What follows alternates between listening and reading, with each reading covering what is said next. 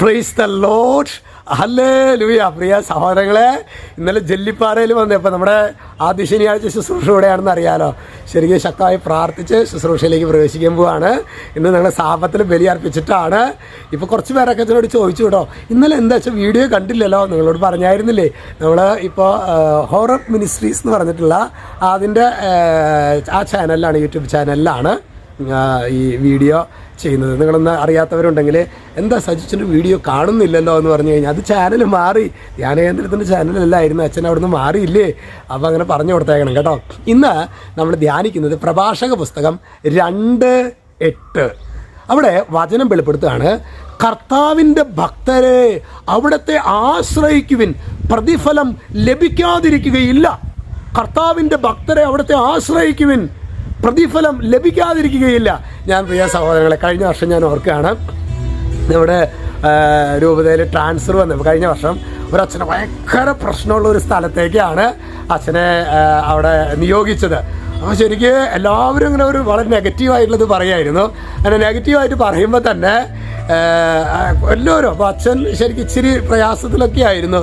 എന്നിട്ട് ഞാനൊരു 2 മാസം കഴിഞ്ഞപ്പോൾ ഞാൻ അച്ഛനെ കാണാൻ പോയി.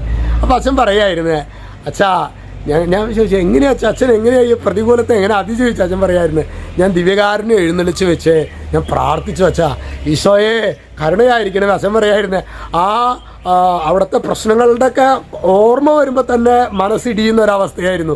എൻ്റെ പിതാവ് വളരെയധികം ഒറ്റപ്പെടുത്തി എന്നുള്ള ചിന്തയായിരുന്നു, എല്ലാവരോടും ദേഷ്യമായിരുന്നു. പക്ഷേ ഈ അച്ഛൻ പറയായിരുന്നേ, ഞാനങ്ങനെ കഴിഞ്ഞ് 2 മാസം പരിശുദ്ധ കുർബാന എഴുന്നള്ളിച്ച് വെച്ച് അവിടുത്തെ കുറേ പ്രശ്നങ്ങളുണ്ടായിരുന്നു, ആ പ്രശ്നങ്ങൾ തീർക്കാനല്ല പരിശുദ്ധ കുർബാന എഴുന്നള്ളിച്ച് വെച്ച് പ്രാർത്ഥിച്ചു.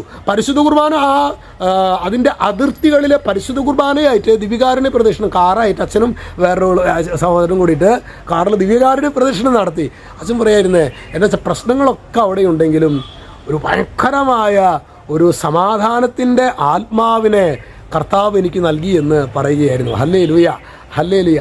അതാണ് പ്രിയ സഹോദരങ്ങളെ, വചനം വെളിപ്പെടുന്നത് എങ്ങനെയാണ്? കർത്താവിൻ്റെ ഭക്തരെ അവിടുത്തെ ആശ്രയിക്കുവിൻ, കർത്താവിൻ്റെ ഭക്തരെ അവിടുത്തെ ആശ്രയിക്കുവിൻ, പ്രതിഫലം ലഭിക്കാതിരിക്കുകയില്ല. ഓ ദൈവമേ, ഇതുപോലെ ഓരോ പ്രതികൂലത്തിൽ ഞങ്ങൾ ചെന്ന് പെടുമ്പോൾ അവരിവരൊക്കെ പറയുന്നത് കേട്ട് ടെൻഷൻ അടിക്കാതെ കർത്താവിൽ ആശ്രയിക്കുവാൻ, കർത്താവിൽ ആശ്രയിച്ചാൽ പ്രതിഫലം അച്ചട്ടാണ്, ഈ ഒരു ബോധ്യത്തിൽ ആഴപ്പെടുവാൻ ഞങ്ങളെ സഹായിക്കണമേ. യേശുവേ, ഈ മക്കളെ സമൃദ്ധമായിട്ട് അനുഗ്രഹിക്കണമേ. രക്ഷിതാവ് യേശു ക്രിസ്തുവിൻ്റെ നാമത്തിൽ ആശീർവദിക്കുന്നു, ഇപ്പോഴും എപ്പോഴും എന്നേക്കും. ആമേൻ.